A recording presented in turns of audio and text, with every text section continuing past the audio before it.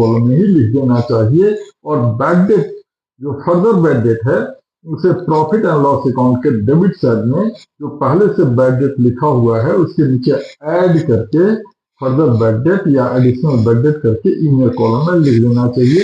इसको टोटल करने की जरूरत नहीं है। अब सेकंड एडजस्टमेंट में आते हैं, प्रोविजन फॉर डाउटफुल डेट। जो प्रोविजन एडजस्टमेंट में दिया हुआ होता है उसको न्यू प्रोविजन कहते हैं।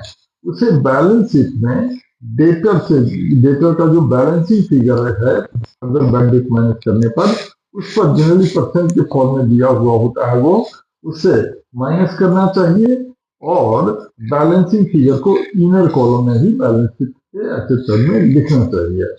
इसके बाद प्रोविजन फॉर डाउटफुल डेट्स, ये जो न्यू प्रोविजन क्रिएट हुआ है उसे प्रॉफिट एंड लॉस अकाउंट के डेबिट साइड में इनर कॉलम में टोटल करना चाहिए। और bad debts, further bad debts and provision for doubtful debts का न्यू बैलेंसिंग तीनों को टोटल करके प्रॉफिट एंड लॉस अकाउंट के डेबिट साइड में आउटर कॉलम में लिख देना चाहिए। अब तीसरे एडजस्टमेंट में आते हैं, provision for discount on debtors.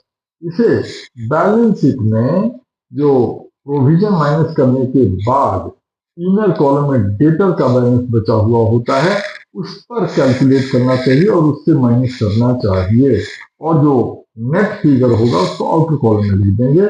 और इस provision for discount on debtor को प्रॉफिट एंड लॉस अकाउंट के डेबिट साइड में अलग से लिखना चाहिए। तो हमें बैड डेट और डेटर के साथ इसको कंबाइन करने की जरूरत नहीं है। ये फाइनल अकाउंट विथ एडजस्टमेंट का सबसे इंपॉर्टेंट एडजस्टमेंट है। ये कॉमन एडजस्टमेंट है जो कि ज्यादातर क्वेश्चन में होते हैं।